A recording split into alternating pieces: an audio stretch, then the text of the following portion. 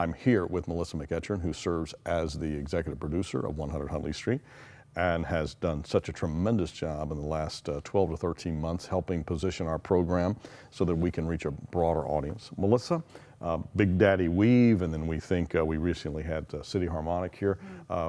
There is something about the power of music and touching next generation folks. Something about a song. There's been lots of chances and times when you might get a melody stuck in your head, and we want to make sure that those melodies and those songs are things that can help you in your life, that add value to your life, that gives you a little bit of hope. So when we put a song in place on 100 Huntley Street, we just don't throw in a song to be a filler. There are production meetings, and we think through what songs should go where and how things match up with the emotion of the moment, the interview to come or the interview that just happened. Absolutely, and music can transcend, I think, generations and cultures, and so music's a big part of what we do on Huntley Street and where we're moving forward.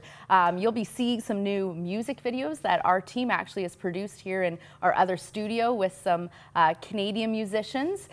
So we want to encourage that and encourage the arts, and people just are writing stories about where life is in the midst of life, and songwriters, we want to feature them and highlight their stories. As we change the conversation, people see Huntley Street because some people through the last years have marginalized us and kind of discounted us, including Christian leaders, and they're having to rethink that now because 40% of our audience is now under the age of 50.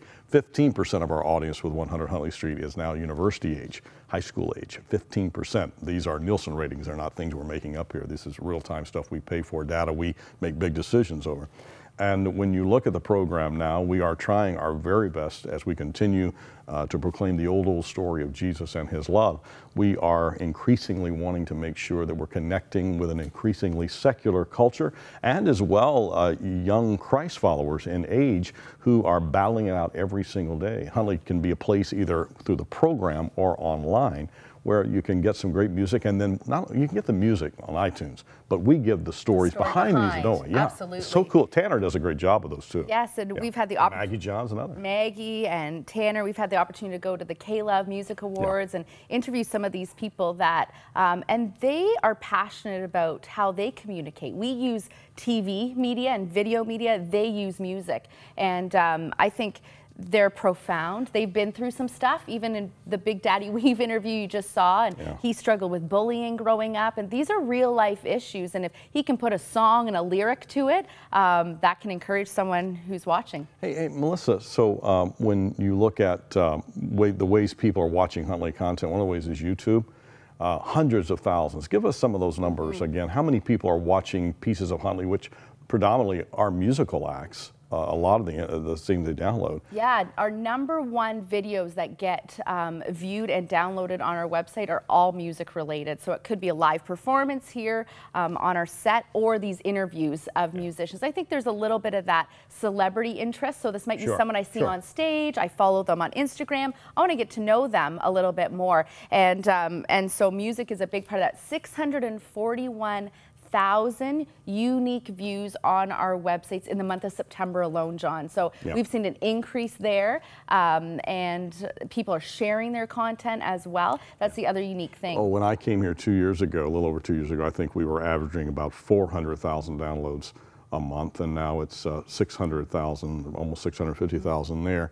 Another thing that has happened is that we are seeing younger people calling our prayer lines. That's been exciting to me, and we've been intentional as well of recruiting younger prayer partners in training, and prayer lines are going up in the volume. Again, 2 years ago, 1,000 calls a day. Now we're working toward about 1,200 calls a day. It's a challenge for us. Absolutely, and these are numbers that I often sit there when we have meetings and we talk about this, and I'm like, really? This is all happening? There's this, we're just so grateful. If you're not careful, you think this is a 30-minute program. And again, so many people have marginalized us, and they just can't do that anymore because the demographic has changed, the approach has changed. But again, the story of Christ and his love has not changed, and the prayer lines haven't changed. Nope. We're going to keep going with those prayer lines. They're foundational to our program, to the guests that we have on the show. That's why we come to work every single day. There's a great team of people here that I get the privilege of working with, and we're so committed to the gospel. We're so committed to how do we take this age-old message that this life-changing power that Jesus can have in someone's life. We might package it a bit differently. It's going to maybe come through in an interview with a musician differently than, say, maybe a pastor, but the message is the same, and we're so passionate about that, and we want that to continue for another 10,000 plus shows. Yes, should Jesus tarry. So there's a phone number on the screen, and I'd like to encourage you, if we could move from that prayer line number to a donor number. We are overwhelmingly viewer supported, and we need your help. It's never going to change. We're always going to need your help, and we're going to try to be here to help you every single day.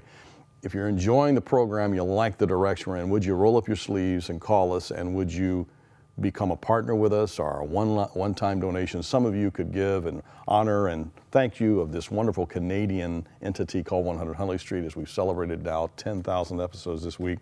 We'd love to hear from you. More and more people, as the young audience is getting younger too, are giving online.